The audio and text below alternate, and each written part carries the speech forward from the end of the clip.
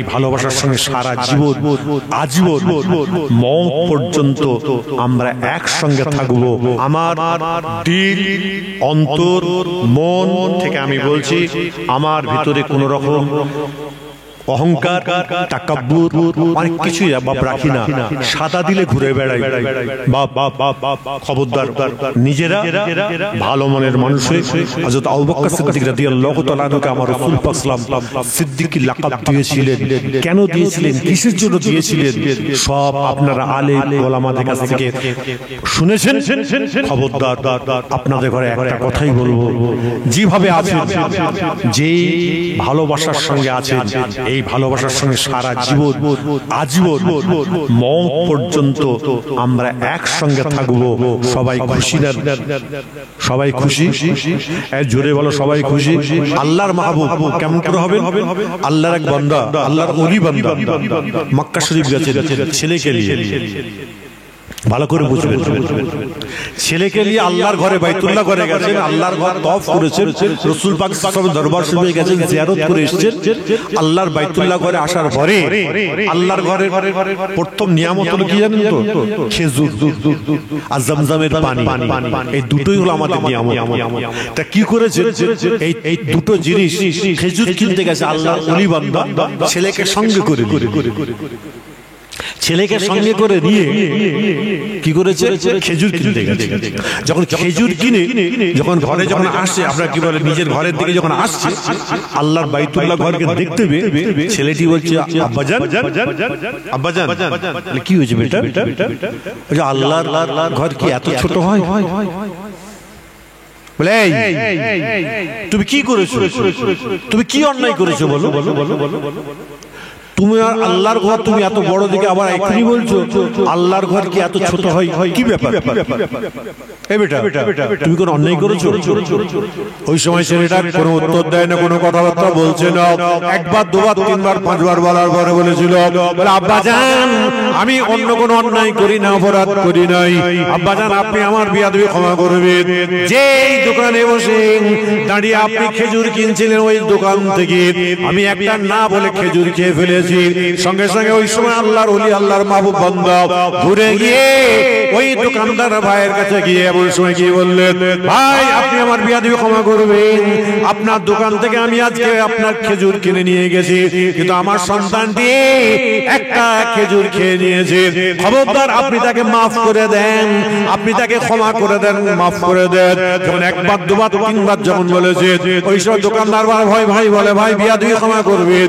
অনেক মানুষ আসে আমাদের কাছ থেকে এইরকম একটা, দুটো, পাঁচটা, সাতটা, 10টা করে খেজুর খায়। কোনো চিন্তা করার দরকার নাই, আপনি বাড়ি চলে যান, আপনি কোনো টেনশন করবেন না। সঙ্গে সঙ্গে আল্লাহর ওলি মাহবুব বান্দাটা বলল, ভাই, বিয়াদবি ক্ষমা করবেন, আপনি আমার ছেলেটাকে মাফ করে দেন, আপনি আমার ছেলেটাকে ক্ষমা করে দেন। একবার, দুবার, তিনবার বলার পরে বলল, ভাই, আপনার ছেলেটাকে আমি অন্তর থেকে ক্ষমা করলাম। এমন সব ক্ষমা করার পরে ওই ছেলেটাকে নিয়ে যখন আল্লাহর ঘরের দিকে আসছে, আল্লাহর বাইতুল্লাহ ঘর দেখার সঙ্গে সঙ্গে ছেলেটা বলল, আব্বাজান, আপনি আমার বিয়াদবি ক্ষমা করবেন। আল্লাহর ঘর কি এতই বড় হয়ে যায়? আরেকটু জোরে বলা যাবে না? ছেলেটা না বলে খেজুর খেয়েছে, চোখে দেখছে আল্লাহর ঘর ছোট। আর যখন বলে মাঝে এসছে, বলছে, আব্বাজান, আল্লাহর ঘর কি এত বড় হয়? আরেকবার জোরে বলা যাবে না?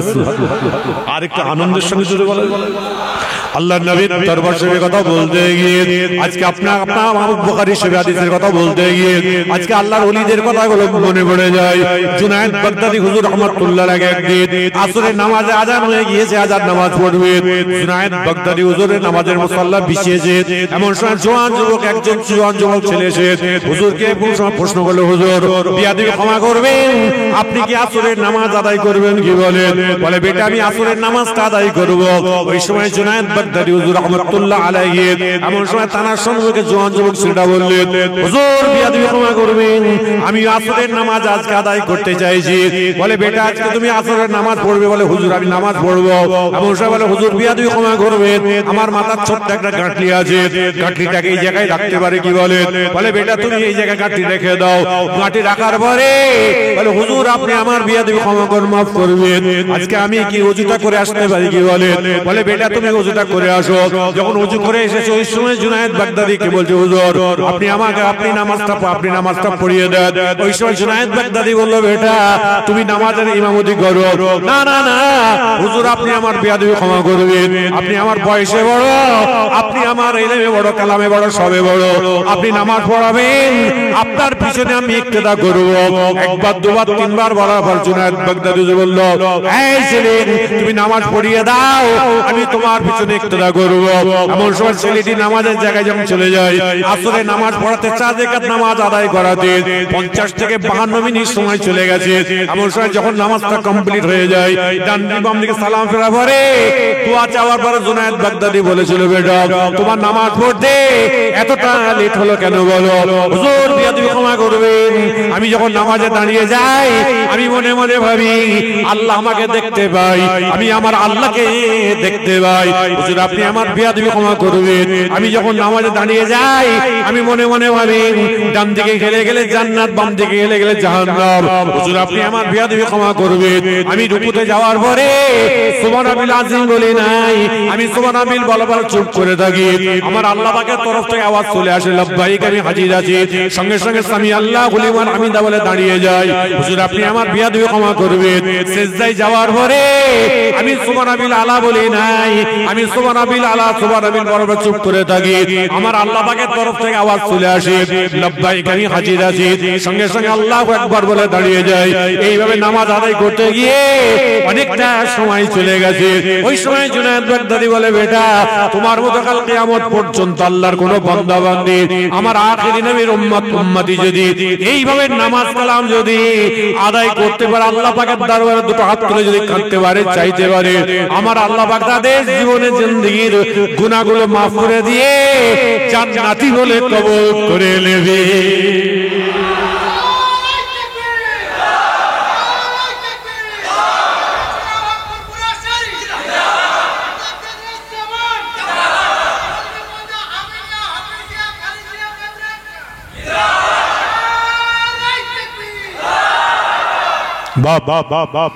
আল্লাহর হয়ে গেলে আল্লাহ তার হয়ে যায়। আরেকবার জোরে বলা যাবে না সুবহানাল্লাহ। আজকে যারা বসে আছেন আপনাদের আমি হাতে ধরে বলছি, আপনাদের আমি পায়ে ধরে পায়ে ধরে বলি অন্যায় হয়েছে, আমরা অন্যায় করেছি, কেউ মিথ্যা বলতে পারবে না? এই জোরে বলো, এই আমরা অন্যায় করি না? হ্যাঁ জোরে বলো। এক বাক্যে আমরা স্বীকার করে নিই আমরা কিন্তু অন্যায় করেছি। আল্লাহ এমন একটা তুমি রাত দিয়েছো, আজকে 13 রোজা হলো না 14? 13 কমপ্লিট হলো, আগামীকালকে 13 রোজা, 12 কমপ্লিট হয়ে রহমত শেষ করে কমপ্লিট করে মাগফিরাতে পরিচিত, তাই তো? চাওয়ার টাইম, এটা তো চাওয়ার টাইম নাকি? আল্লাহ বল দেবতায় আমিনিয়া খারিজিয়া মাদ্রাসাতে জওয়ান যুবক মুরব্বি আমরা প্রত্যেকেই তোমার দরবারে হাত তুলে দোয়া চাই, অন্তর থেকে দোয়া চাই। আল্লাহ তুমি আমাদের জীবনের জিন্দেগীর সমস্ত গুনাহগুলোকে আল্লাহ তুমি maaf করে দাও। আরেকবার জোরে বলা যাবে না? আরেকটু উচ্চ আওয়াজে জোরে বলা যাবে না? আল্লাহ তুমি যদি maaf না করো আমরা যাব কোথায়? আমরা যাব কোথায়? আমরা তো আখিরি নবীর উম্মত। যত নবী প্রত্যেকটা নবী আল্লাহর কাছে ফরিয়াদ করে বলেছিল আল্লাহ আমাকে নবী না করে আখিরি নবীর উম্মত করো। আরেকবার জোরে বলা যাবে না সুবহানাল্লাহ? হে আল্লাহর বান্দা যারা এই জায়গায় বসে আছেন আমি তাদের প্রত্যেকের দৃষ্টি আকর্ষণ করে দিয়ে যাই, আজকে আপনাকে আমাকে প্রত্যেকে বুঝতে হবে, জানতে হবে যে আজকে আমরা আল্লাহর বান্দা, ক্ষমা আল্লাহ করবেন। আমরা যদি সত্যিকারে যদি ক্ষমার মতো যদি চাইতে পারি, আপনি বলেন হুজুর চাইবো কি করে? ক্ষমাটা চাইবো কি করে? এখান থেকে যাবে তাহাজ্জুদের ওয়াক্ত। এখন আপনার আমার সময় আসে, তাহাজ্জুদের ওয়াক্ত আসে। তাহাজ্জুদের ওয়াক্ত ভালো করে বুঝবে। তাহাজ্জুদের ওয়াক্তের সময় ভালো করে আল্লাহর কাছে কাঁদবে, আল্লাহর কাছে চাইবে, নিজের গুনার কথা খেয়াল করে, নিজের বাচ্চা কাচ্চা ফ্যামিলি সবার কথা খেয়াল করে কাঁদবে। আল্লাহ ফেরেশতাদের বলে, এই ফেরেশতারা, আমার রহমতের মাস চলছে, আমার বান্দাগুলো কেন কাঁদছে? বলে, আল্লাহ ওরা নিজেদের গুনার জন্য তোমার আপনার দরবারে কাঁদছে, যাও ওদের সকলকে আমি আল্লাহ মাফ করে দিলাম। আরেকবার জোরে বলা যাবে না? আরেকটু উচ্চ আওয়াজে জোরে বলা যাবে না? সুবহানাল্লাহ। আর এখনকার কিছু লোক বেরিয়েছে গুনাহ মাফ হওয়ার জন্য আল্লাহর কাছে কাঁদার দরকার নেই। গীবত, গিল্লা, পরনিন্দা, পরচর্চা ছেড়ে দাও, মেরে দাও, ওকে লড়কে দাও, অমুক করে দাও। ওরে ক্ষমা, কারোর কবরে কেউ সওয়াল জবাবের উত্তর দেবে? জোরে বলো। আমি পীরজাদা সাইন সিদ্দিকী আপনার কবরে গিয়ে আপনি উত্তর দেব? মুফতি সাহেব কি উত্তর দেবে? তাহলে আমার কবরটা আমি ভালো বুঝি। আমার কবরে যদি আমাকে যদি উত্তর দিতে হয়, তোমার মতো নির্লজ্জ হুজুর পীর সাহেবদের দরকার নেই। আমার মুজাদ্দিদ জামান তার পাঁচটা কলিজার টুকরা যে কথাগুলো বলে গেছে সেগুলোকে বুকে আঁকড়ে ধরে আছে, তার ওসিয়তগুলোকে। আর ওসিয়ত যদি বুকে থাকে, আল্লাহ পাক আমাদের ঘরে নিঃসন্দেহে জান্নাতি বলে কবুল করে নেবে। আরেকবার জোরে বলা যাবে না? আরেকটু আনন্দের সাথে জোরে বলা যাবে না? খবরদার, আল্লাহর প্রতি ভয় রাখো। আর যে মাস পড়ে গেছে, যে ইবাদত বন্দেগী আমরা করছি, তারাবি নামাজ পড়ছি, তাহাজ্জুদের নামাজ পড়ছি, ফজরের নামাজ পড়ছি, পাঁচ ওয়াক্তের নামাজ পড়ছি, রমজানে রোজা রাখছি, এর উসিলায় অবশ্যই আল্লাহ আমাদের ঘরে ক্ষমা করবে। আরেকবার জোরে বলা যাবে না? সুবহানাল্লাহ। আরেকটু আনন্দের সঙ্গে জোরে বলা। আল্লাহ নবীর দরবার শরীফে কথা বলতে গিয়ে বুখারী শরীফ হাদিসের মধ্যে পাওয়া যায়, আমার নবী, আপনার নবী, দয়ার নবী হুজুর আকরাম সাল্লাল্লাহু আলাইহি ওয়াসাল্লাম একদিন সাহাবাদের নিয়ে বসে আছে, আলাপ আলোচনা কথাবার্তা বলছে। আলোচনা করতে করতে কয়েকজন সাহাবা আমার নবী, আপনার নবী, দয়ার নবীকে প্রশ্ন করেছিলেন, ইয়া রাসূলুল্লাহ, ইয়া হাবিবাল্লাহ, কাল কিয়ামতের দিনে কোন মানুষগুলো নাজাত পাবে একটু বলে দিন। আমার নবী, আপনার নবী, দয়ার নবী বলেছিলেন, ওয়ালা আমলিক আলাইকা লিসানাকা, তোমাদের জুবানগুলো তোমরা হেফাজত করে রাখবে। আমার আল্লাহ পাক তোমাকে আমাকে জান্নাতি বলে কবুল করে নেবে। একদিন সাহাবারা বসে আছে, আসরের নামাজ আদায় করে বসে আছে, আমার নবী, আপনার নবী, দয়া নেই বসে আছে। আলাপ আলোচনা করতে করতে এমন সময় দেখা যায় একটা লাশ চলে যাচ্ছে। একটা লাশ যখন যাচ্ছে, লাশের পিছনে কিছু জওয়ান যুবক ছেলে আছে, বাচ্চা কাচ্চা ছেলেগুলো তারা হাসি মজা করতে করতে যাচ্ছে। লাশ যারা বয়ে বয়ে নিয়ে যাচ্ছে, তারাও কথাবার্তা বলতে বলতে যাচ্ছে। আমার নবী, আপনার নবী, দয়া নবী ওই সময় সঙ্গে সঙ্গে ওই সাহাবাগুলোকে ডাক দেয়, ইয়া হাবিবি তালহিনা। ওই সাহাবাগুলোকে ডাক দিলেন, লাশটাকে নিয়ে ডাক দিলেন। ডাক দেওয়ার পরে আল্লাহ নবীর সম্মুখে আসলেন। আমার নবী, আপনার নবী, দয়ার নবীকে সাহাবারা সালাম দিয়ে বললেন, হুজুর সাদ্দাকতা ইয়া রাসূলুল্লাহ, হুজুর আপনার দরবারে আমি হাজির আছি, কি খবর বলেন? আমার নবী, আপনার নবী, দয়ার নবী বললেন, তোমরা লাশ নিয়ে যাচ্ছ, তোমরা হাসি মজা করছো কেন? একটুখানি বলো। বলে, হুজুর বিয়াদবি ক্ষমা করবেন, এই মানুষটা যতদিন দুনিয়ায় বেঁচে ছিল মানুষের ক্ষতি করে গেছে, এত মানুষকে কষ্ট দিয়েছে, ব্যথা দিয়েছে, বেদনা দিয়েছে, এত মনে কষ্ট ব্যথা দিয়েছে। ইয়া রাসূলুল্লাহ, আজকে সারা গ্রামের মানুষ তারা স্বস্তির নিঃশ্বাস ফেলছে। ইয়া রাসূলুল্লাহ, হুজুর আজকে গ্রামের জওয়ান যুবকেরা, কচিকাঁচা বাচ্চারা আজকে আপনি ফিস্টে আনন্দ ফুর্তি করছে। আমার নবী, আপনার নবী, দয়ার নবী শুনেই বললেন, অজাবাত অজাবাত অজাবাত, অজীব হয়ে গেল, অজীব হয়ে গেল, অজীব হয়ে গেল। কিছুক্ষণের মধ্যেই আবার একটা লাশ চলে আসছে, এমন সব দেখা যায়। তাই সেই লাশের পিছনে জওয়ান যুবক, মুরব্বী, বয়োজ্যেষ্ঠ সবাই হেঁটে হেঁটে যাচ্ছে, সবাই কেঁদে কেঁদে জারেজার হয়ে যাচ্ছে। আমার নবী, আপনার নবী, দয়ার নবী শুনে বললেন, তালহিনা হাবিবি, তালহিনা, তালহিনা। যখন ডাক দিয়েছেন, ডাকবার সঙ্গে সঙ্গে আমার রাসূল পাক সাল্লাল্লাহু আলাইহি ওয়াসাল্লাম বললেন, তোমরা আজকে এই লাশটা নিয়ে যাচ্ছ, কাঁদছো কেন বলো?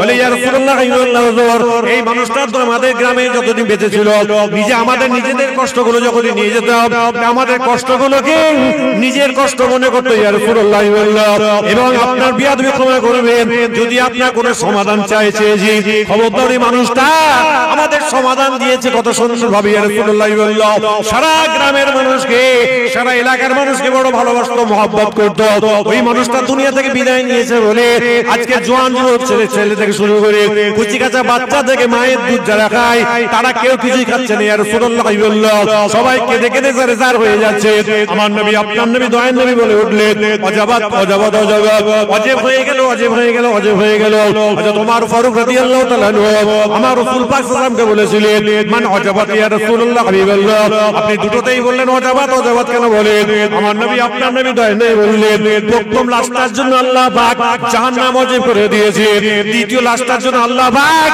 জান্নাত অজেব করে দিয়েছে সবাই জোরে জোরে বলেন সুবহানাল্লাহ আরেকটু আওয়াজ দিয়ে জোরে বলা যাবে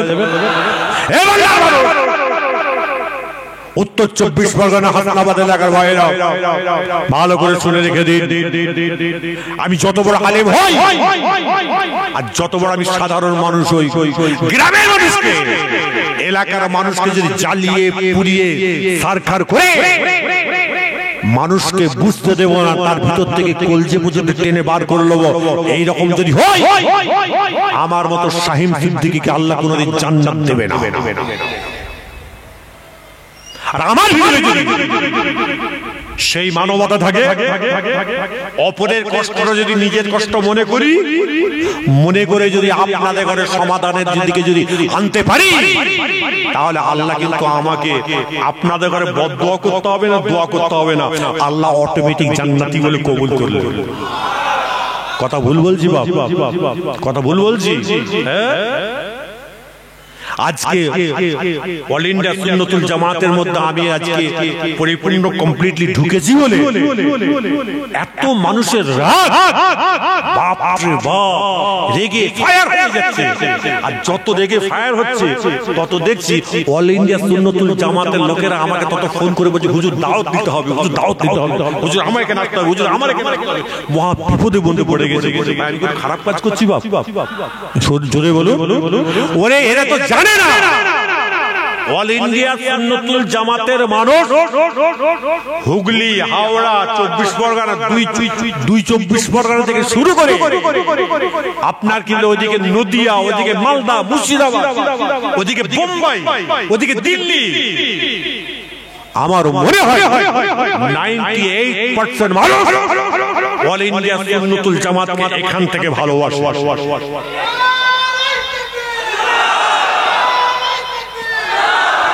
ভুল বলছি আর অল ইন্ডিয়া সুন্নতুল জামাতের মধ্যে নাম লেখাবে নথিভুক্ত করো নামাজ ঠিকমতো পড়ুন শরীয়ত মোতাবেক চলুন ইসলামের হুকুম আহকামগুলোকে মেনে চলবেন আল্লাহ আপনাকে জান্নাতি বলে কবুল করে নেবেন আরেকবার জোরে বলা যাবে না সুবহানাল্লাহ কেন বল দেবতা মাদ্রাসায় বলে যাচ্ছে এটা নবীর ঘর আমি যদি এখানে 2 নম্বরই কথা বলি আল্লাহ আমাকে ছাড়বেন না আমাকে আল্লাহ ছাড়বেন না আমি পীরের বেটা হই চারি বেটা হই না কেন আল্লাহ বলছে বান্দা তুমি আমার হও আমি তোমার হব আজকে আমরা যতগুলো মানুষ এখানে বসে আছি আখেরি নবীর হুজুর আকরাম সাল্লাল্লাহু আলাইহি ওয়াসাল্লাম যদি গোলাম হই কার অসুবিধা আছে আরে জোরে বলো যদি বলেন আগামী কাল থেকে যে আল্লাহ নবীর গোলাম আল্লাহ আমি রাসূলের গোলাম রাসূলের চাকর আল্লাহ বলবে এর কি বলছিস শুনে এটা কি শুরু করলো চাকর নবীর চাকর আরে রাসূল পাক বলবে আল্লাহ যারা আমাকে বললো আমার নবীর চাকর আল্লাহ তাদের ঘরে একজনকে জাহান্নামে রাখলে আমি রাসূলুল্লাহ জান্নাতে যাব না আরেকবার জোরে বলা যাবে না সুবহানাল্লাহ আরেকটু আনন্দের সঙ্গে জোরে বলা যাবে না আল্লাহ নবীর দরবারে কথা বলতে গিয়ে আমার আল্লাহ পাক কোরআনের মধ্যে ঘোষণা দিয়েছে বিসমিল্লাহির রহমানির রহিম ওয়ালা তাকুলু লিমান ইয়াকতুলু ফি সাবিলিল্লাহ যে বান্দা বান্দীরা আমার রাস্তায় দুনিয়া থেকে বিদায় নিয়ে চলে যাবে আমি আল্লাহ পাক তাদের সকলকে জান্নাতি বলে কবুল করে নেব একদিন সাহাবারা আমার রাসূল পাক সাল্লাল্লাহু বলেছিলেন ইয়া রাসূলুল্লাহ ইয়া হাবিবাল্লাহ আপনার কাছে আমাদের একটা আরজু আছে কি আরজু তোমরা আমাকে একটুখানি বলে দাও বলে হুজুর কাল কিয়ামত পর্যন্ত আপনার কি জিহাদ হবে না তারা কি করে আজকে জিহাদ বলে ঘোষণা কি করে দেবে আপনি একটুখানি বলে দিন আমার নবী আপনার নবী দয়ার নবী বললেন যে সকল বান্দা বান্দীরা 5 ওয়াক্তের নামাজ আদায় করবে আযানটা শুরু হয়ে গেছে জোহরের আযান শুরু হয়ে গেছে এমন সময় লোকগুলো বলে মনে মনে ভাবছে না না না আজকে কাজ কাজটা থেকে যাক নামাজটা আদায় করে নি। যখনই মনে মনে ভাববেন কাজটা দেখে রেখে দিয়ে নামাজটা আদায় করে নি, এমন আল্লাহ পাক পরওয়ারদিগার বিনে তাদের সকলকে ওয়ালা তাকুলু লিমান ইয়াকতুলু ফি সাবিলিল্লাহ বলে আল্লাহ পাক জান্নাতি বলে কবুল করে নেবে। সবাই জোরে জোরে বলেন সুবহানাল্লাহ। আমার নবী আপনার নবী দয়ার নবীর কথা বলতে গিয়ে আমার রাসূলকে আপনি আমি চিনতে পারলাম না, হাবিবুল্লাহ হাবিবকে আপনি আমি চিনতে পারলাম না। আমার নবী আপনার নবী দয়ার নবী হুজুর আকরাম সহ একদিন সাহাবাদের নিয়ে বসে আছে। আমার নবী আপনার নবী দয়ার নবী বলেছিলেন, এই সাহাবারা তোমরা কেন জিহাদে যাও? হাত তোলো। প্রত্যেকটা সাহাবা হাত তুলে বললেন, সাদ্দাকতা ইয়া রাসূলুল্লাহ হাবিবাল্লাহ, হুজুর আমরা প্রত্যেকে জিহাদে যাওয়ার জন্য হাজির আছি। আমার নবী আপনার নবী দয়ার নবীর সঙ্গে সঙ্গে সাহাবাদের কোলের কাছে ডেকে আনলেন। ডেকে আনার পরে নিজের পকেট থেকে টাকা বার করলেন। সঙ্গে সঙ্গে সাহাবারা প্রশ্ন করলেন, ইয়া রাসূলুল্লাহ ইয়া হাবিবাল্লাহ, আমাদের কারো কোনো টাকা পয়সা লাগবে না। আমার নবী আপনার নবী দয়া নেই বললেন, এই সাহাবারা তোমরা শুনে রেখে দাও, তোমরা যারা জিহাদে যাওয়ার জন্য হাতটা ধরলে তোমাদের যদি দেড় টাকা যদি না দেয়া থাকে, তোমরা জিহাদে যাওয়ার পরেও আল্লাহ তোমাদের ঘরে জান্নাতি বলে কবুল করবে না। এরই জন্য আমি রাসূলুল্লাহ তোমাদের ঘরে আজকে এই টাকাটা আমি তোমাদের দিচ্ছি। তোমাদের দেড় টাকা যদি বাকি থাকে, দেড় টাকাটা কমপ্লিট করে তোমরা চলে আসবে। কয়েকজন সাহাবা আমার রাসূল পাক আমার রাসূলের বাগের সম্মুখে দাঁড়িয়ে এমন সময় সালাম দিয়ে বললেন, হুজুর বিয়াদি ক্ষমা করবেন, আমাদের যাদের দেড় টাকা দেওয়া আছে আমরা কি করব? আমার নবী আপনার নবী দয়া নেই বললেন, তোমাদের যাদের দেড় টাকা দেওয়া আছে তোমরা বলবে, এমন স্ত্রী যদি হুকুম দেয়, আদেশ যদি দেয়, ওই টাকাটা তোমরা দিয়ে আসবে। বলবে এই টাকা তোমাকে দিলাম, যদি ফিরে আসি দেখা হবে, নচে শেষ বিদায় নিচ্ছি। এমন সেই কথা বলার সঙ্গে সঙ্গে কয়েকজন সাহাবা আমার রাসূলকে বললেন, হুজুর বিয়াদি ক্ষমা করবেন, আজকে আপনার কাছে আমার একটা ছোট্ট একটা প্রশ্ন আছে, আপনাকে কি টাকাটা ফেরত দিতে হবে? আমার নবী আপনার নবী দয়া নেই বললেন, না না না না না, তোমাদের ঘরে কাউকে টাকা ফেরত দিতে হবে না। আমি রাসূলুল্লাহ তোমাদের প্রত্যেককে হাদিয়া স্বরূপ দান করে দিলাম। সবাই জোরে জোরে বলেন সুবহানাল্লাহ। এখানে আসছেন হাদিয়া দিচ্ছেন না বাবা? এই জোরে বলো। এখানে মানুষ টাকা দিচ্ছে, এটা কি? মাদ্রাসার হাদিয়া, মাদ্রাসার হাদিয়া। আমার শোন, হাদিয়া লেনদেন করা আল্লাহর নবীর সুন্নাত। আমাদের মতো হুজুরকে দেখলে খালি হাদিয়া দিয়ে হয়েই করবেন না। ইমাম সাহেবের কাছে যাবেন, মুসাফা করবেন, মাঝে মাঝে 50, 100, 150, 200, 500 আল্লাহ যে আওকাত দেবে তো মুসাফা করবে। তাহলে দুজনের মহব্বত যখন বাড়বে, আল্লাহ বলছে তোমাদের ঘরে জান্নাতি বলে কবুল করে নেব। আরেকবার জোরে বলা যাবে না? আরেকটু আনন্দের সঙ্গে জোরে বলা যাবে? আমার রাসূল বলে তোমার ঘরে দেড় টাকাটা ফেরত দিতে হবে। যাও যাও যাও, চলে গেলে বাড়ির মেয়েরা বললেন, যাও, আমার রাসূল যাতে রাজি আমরাও রাজি। আরেকবার জোরে বলা যাবে না? রাসূল যখন রাজি আমরাও রাজি। বাড়ির মেয়েরা ফি আমানিল্লাহ বলে ছেড়ে দিয়েছে। রাসূল পাকের বাড়ি এসে বলছে, হুজুর আমাকে বাড়িতে হুকুম দিয়েছে, যাও যাও, আল্লাহ যেন তোমাদের জিহাদকে কবুল করে নেয়। আরেকবার জোরে বলা যাবে? খুব ভালো কথা। একদিন, দুদিন, 3 দিন, 4 দিন, 5 দিন, 7 দিন, 7 দিনের মাথায় একটা মেয়ে ছেলে মহিলা যারা জিহাদে গেছে তাদের মধ্যে থেকে একজন স্বামী স্ত্রী নিজের চামড়ার জন্য স্বপ্ন দেখছে একটা ভীমরুল ঘরে পড়ে মারা গেছে। ভীমরুল ঘরে পড়ে মারা গেছে। যখন ভীমরুল যখন ঘরে পড়ে যখন মারা গেছে, তখন মেয়েটার ঘুম ভেঙে গেছে। আল্লাহ, আমি কি স্বপ্ন দেখলাম? আল্লাহ, আমি কি স্বপ্ন দেখলাম? ওই সময় আল্লাহ পাকের দরবারে ওই মেয়ে ছেলেটা এমন সব ফরিয়াদ করতে থাকে, আল্লাহ গো, এর আপনি ফয়সালা আপনি করে দেন, আল্লাহ আপনি ফয়সালা করে দেন। একবার বলেছেন, দুবার বলেছেন, 3 বার, 5 বার, 7 বার, 10 বার বলেছেন, কোনো ফয়সালা পাচ্ছেন না। এমন সময় মাগরিবের আপনার কি বলে, ফজরের আযানটা শুরু হয়ে যায়। ফজরের আযান হওয়ার সঙ্গে সঙ্গে ফজরের নামাজ আদায় করে ওই মেয়ে ছেলে যে আল্লাহ রাসূলের দরবারে চলে যায়, আমার রাসূল পাকের দরবারে গিয়ে সালাম দেয়, আসসালামু আলাইকা ইয়া রাসূলুল্লাহ। আমার নবী আপনার নবী দয়া নবী সালামের উত্তর দিয়ে বললেন, তাফাদ্দাল। কে তুমি? তুমি কে? একটা আরবি 5 রকম ব্যাখ্যা হবে। তাফাদ্দাল, কে তুমি? বলে হুজুর 7 জন যে আপনার হুকুমে জিহাদে গেছে। বলে হ্যাঁ, তার মধ্যে আমার স্বামী একজন আর স্ত্রী আমি একজন। খবর তোমার? বলে হুজুর আমি চামড়ার চোখে স্বপ্ন দেখলাম একটা ভীমরুল ঘরে পড়ে আমার ঘরে পড়ে মারা গেছে। আমি আল্লাহর কাছে অনেক ফরিয়াদ করলাম, কোনো উত্তর পাইনি। আর হুজুর তার জন্য আপনার দরবারে এসেছি। আমার স্বামী মারা গেছে, বেশি একটু বলবেন? আমার রাসূল পাক 2 মিনিট চোখটা বন্ধ করে বললেন, তোমার স্বামী মারা গেছে, তোমার স্বামী মারা গেছে, যখনই বলেছে মেয়েটা হাওয়াও করে কাঁদছে। আমার নবী আপনার নবী দয়ার নবী এসে বলল, মা তুমি কেঁদো না, কেঁদো না, আমার আল্লাহ পাক কোরআনের মধ্যে ঘোষণা দিয়েছে, তুমি বলতে শুরু করে দাও, ইন্না লিল্লাহি ওয়া ইন্না ইলাইহি রাজিউন। যদি কোনো আপনার আমার আত্মীয় স্বজন পরিজন, গ্রামবাসী পাড়াবাসী হোক, যে কোনো হোক না কেন, পরদেশে হোক না কেন, যে কোনো দেশে হোক না কেন, যদি কোনো মুমিন বান্দা আল্লাহ আপনার দুনিয়া থেকে বিদায় নিয়ে চলে যায়, সঙ্গে সঙ্গে বলে উঠবেন ইন্না লিল্লাহি ওয়া ইন্না ইলাইহি রাজিউন। যখন বলে উঠবে, আমার আল্লাহ পাক পরওয়ারদিগার বেনিয়াজ বলে, যারা ইন্না লিল্লাহি ওয়া ইন্না ইলাইহি রাজিউন বলল, তাদের জন্য আমি আল্লাহ পাক জান্নাতে একটা করে ঘর রেজিস্ট্রি করে দিলাম। সবাই জোরে জোরে বলেন সুবহানাল্লাহ। যখনই কেউ মারা যাবে, ইন্না লিল্লাহি ওয়া ইন্না ইলাইহি রাজিউন পড়বে, আল্লাহ একটা করে ঘর রেজিস্ট্রি করবে জান্নাতে। আরেকবার জোরে বলা যাবে আমার রাসূল বলে, মা তুমি এটা পড়ো, মা তুমি পড়ো না, ইন্নাল্লাহা মা'আস সাবিরিন, সবরকারীকে আল্লাহ পছন্দ করেন। আরেকবার জোরে বলা যাবে না, সবরকারীকে আল্লাহ পছন্দ করে। বলার পর আল্লাহর নবী কি করেছেন, সবরের হাদিস বলছেন। আমার নবী আপনার নবী দয়ার নবী হুজুর আকরাম সাল্লাল্লাহু আলাইহি ওয়াসাল্লাম এমন সময় তিনি সবরের হাদিস বলতে শুরু করে দেয়। সবরের হাদিস বলতে বলতে এমন সময় 2 ঘন্টা আলোচনা হয়ে যায়, এমন সময় তার চোখের পানি বন্ধ হয়ে যায়। ওই সময় আমার নবী আপনার নবী দয়ার নবী বলল, মা তুমি বাড়ি চলে যাও, খবরদার কোনো টেনশন করবে না, চিন্তা করবে না। মেয়েটা বাড়ির দিকে যখন চলে যাচ্ছে, এমন সময় বাড়ির দিকে যখন চলে যাবে, এমন সময় বললেন, হুজুর বিয়াদবি ক্ষমা করবেন, আমার কচি কাঁচা বাচ্চাগুলো রেখে এসেছি। বলে তুমি আগে কেন বলো নাই? বলো। বলে হুজুর আপনার সোনার জবানের কথাগুলো বলো, মধুর মতো লাগছিল বলে কিছুই বলতে পারি নাই। আমার নবী আপনার নবী দয়ার নবী বললেন, আমার আল্লাহ পাকের দরবারে 2 হাত তুলে বলে, আমার আল্লাহ এদের 2 আপনার মেয়ে ছেলেটার বাচ্চা কাচ্চাগুলোকে আল্লাহ তুমি সুস্থ রেখে দাও। আল্লাহ পাকের দরবারে 2 হাত তুলে দোয়া চাইলেন। কিতাবের মধ্যে পাওয়া যাচ্ছে আমার নবী আপনার নবী দয়ার নবী হুজুর আকরাম সাল্লাল্লাহু আলাইহি ওয়াসাল্লাম দোয়া চাইবার পরে মেয়েটাকে বলল, মা তুমি বাড়ি চলে যাও। মেয়েটা বাড়ির দিকে যাচ্ছে, এমন সময় আবু বকর সিদ্দিকের সঙ্গে দেখা হয়ে যায়। যেই গ্রামে আবু বকর সিদ্দিকের বাড়ি, সেই গ্রামে মেয়েটার বাড়ি। আবু বকর সিদ্দিক দেখে বলল, মা তোমার মনটা কেন খারাপ? বলো। বলে বাহুল ভাই আমার স্বামীটা দুনিয়া থেকে বিদায় নিয়েছে। সঙ্গে আবু বকর সিদ্দিক বললেন, না না না না না, তোমার স্বামী আজকে রাতে তোমার বাড়িতে ফিরে আসবে।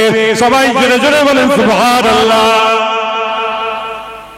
রাসূল বললেন, তোমার স্বামী মারা গেছে। আবু বকর সিদ্দিক বলল, তোমার স্বামী তোমার ঘরে ফিরে আসবে। আরেকবার জোরে বলা যাবে না? এবার বলুন, আমার আল্লাহর নবী জীবনে কোনোদিন মিথ্যা কথা বলবেন? একজনের রোজা মুখে, একজনের জবান না বন্ধ থাকে, উচ্চ আওয়াজে বলবেন। আল্লাহর নবী মিথ্যা কথা বলবেন? আরেকটু আওয়াজ দিয়ে সবাই বলুন, আমার রাসূল মিথ্যা বলবেন? আবু বকর সিদ্দিক রাদিয়াল্লাহু তাআলা আনহু তিনি মিথ্যা বলবেন? তাহলে নেগেটিভ নেগেটিভ পজিটিভ, তা একটা নেগেটিভ একটা পজিটিভ তো হবেই। একজন ভালো একজন খারাপ, দুটো তো হবে। এখানে দুটোই ভালো, এইখানে দুটোই ভালো।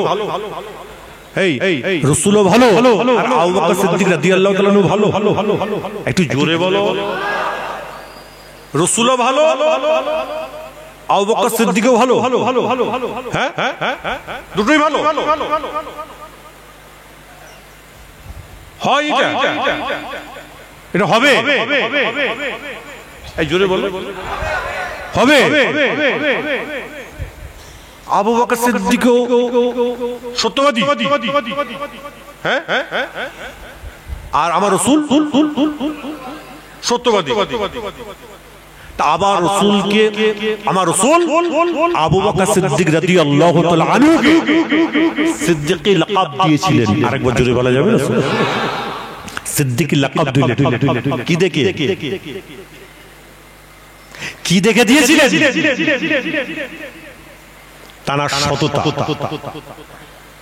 তার মানবতা।